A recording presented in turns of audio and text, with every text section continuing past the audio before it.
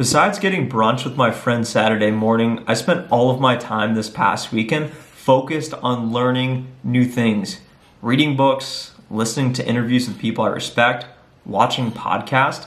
I want my life to get better, and in order for that to happen, I need to get better.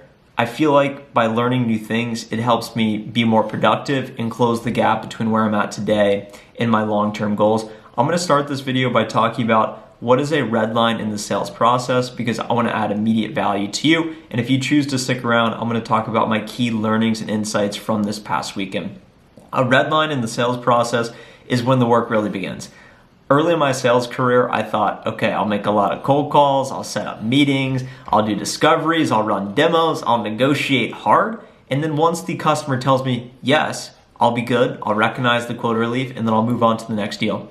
Whenever you are selected as the vendor of choice, that is when the process really begins, because you can get left at the altar.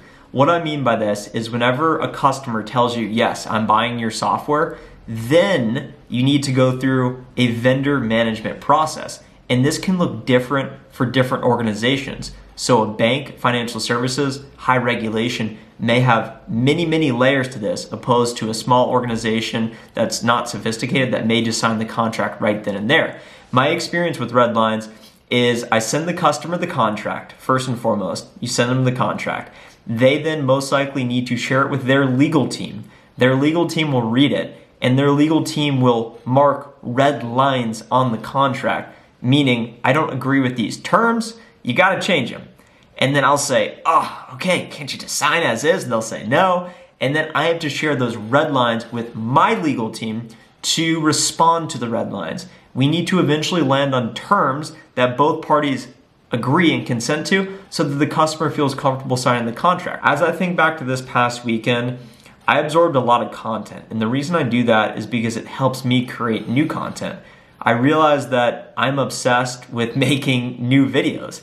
And the frustrating part about this to me is that anytime I feel like I'm spending leisure time, in my mind, I'm telling myself, hey, you could actually be doing something to add value, to make a video, to start a new form of communication, whatever it may be. So it's almost like I'm addicted to this thing. And sometimes it's discouraging because I feel like, hey, I don't necessarily have something to say today, because I want to provide value in all of my videos and give you a reason to keep watching.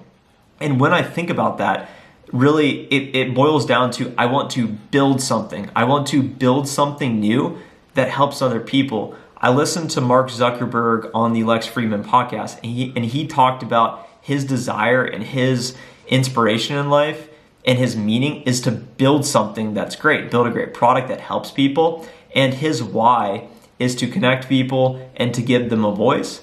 And that results in more opportunity for everyone. And I agree with that as well. I'm a byproduct of social media. And by speaking into my camera and posting on YouTube, you and I were connected that we otherwise never would have gotten connected before, which is pretty wild to think about. Another lesson I learned this weekend is that there are no rules. I was listening to a super successful person on a podcast say, look, there's no rules. You can do anything you want.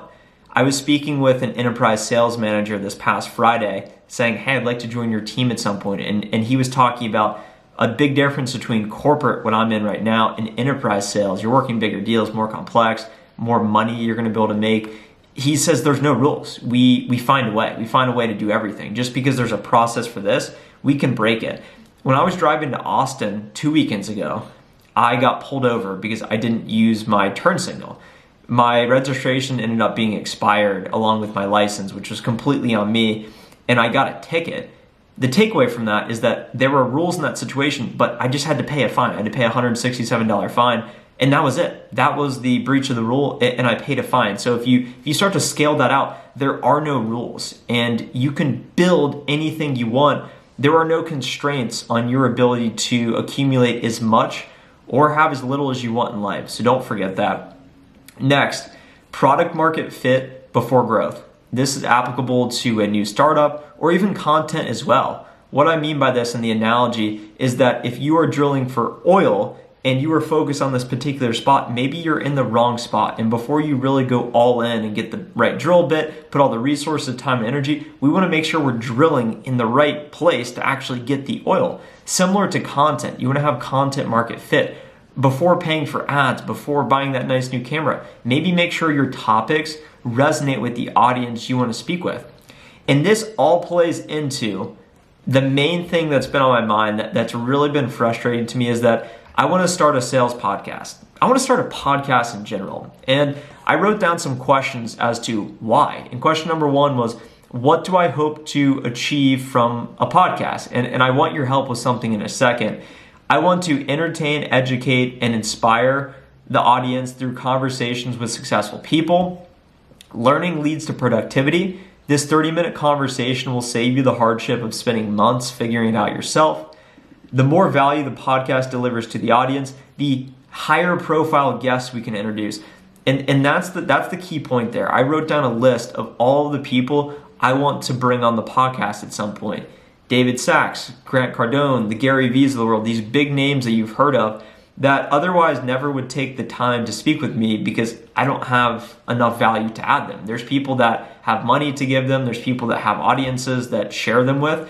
And that's my ticket in the doors by having a large enough community of people that have the appetite for that information. So that's where you come into play is how can I add more value to you through this podcast? And I'm a component of don't wait for it to be perfect to start. And this YouTube channel, these videos aren't perfect. I don't even have the ring light on, so the lighting may not even be great. But I'm super in my head right now because I want the perfect name and I want the right concept before I start. But I feel like I need to take my own advice and just start. The name I like the most is Dialed In. It's unfortunately taken and used in a slightly different context. I'm having a really tough time thinking of a name. So if you can think of a podcast name and comment it below, it may actually become the name of the podcast that eventually will be started. I just need to stop making excuses. I want it to be sales focused because I know that's what a lot of you care about and that's what you know me for and that's why you keep coming back. But I do want to broaden out so that we can attract a wider reach from an audience standpoint. Maybe be more general sales instead of just tech sales. Maybe be marketing, branding focused as well. Or maybe go into another vertical like investing, real estate. I'm trying to figure it out, general business. So it's something that I'm really going back and forth in my head. So any guidance you have that would be helpful, I would love to read it in the comments below and of course respond and maybe it will become the next podcast. Maybe you could be my podcast host or a co-host. If you think you have what it takes, I want it to be a guest-based show. Maybe you could come on and be a guest. I don't know, but I'm open to collaboration. Message me on LinkedIn if you have some thoughts or just comment below. And that's what I learned this weekend. So I really hope you enjoyed today's video. If you got any value from it, hit the like button below. Subscribe to the channel for more videos, and I'll talk to you in the next video. Bye.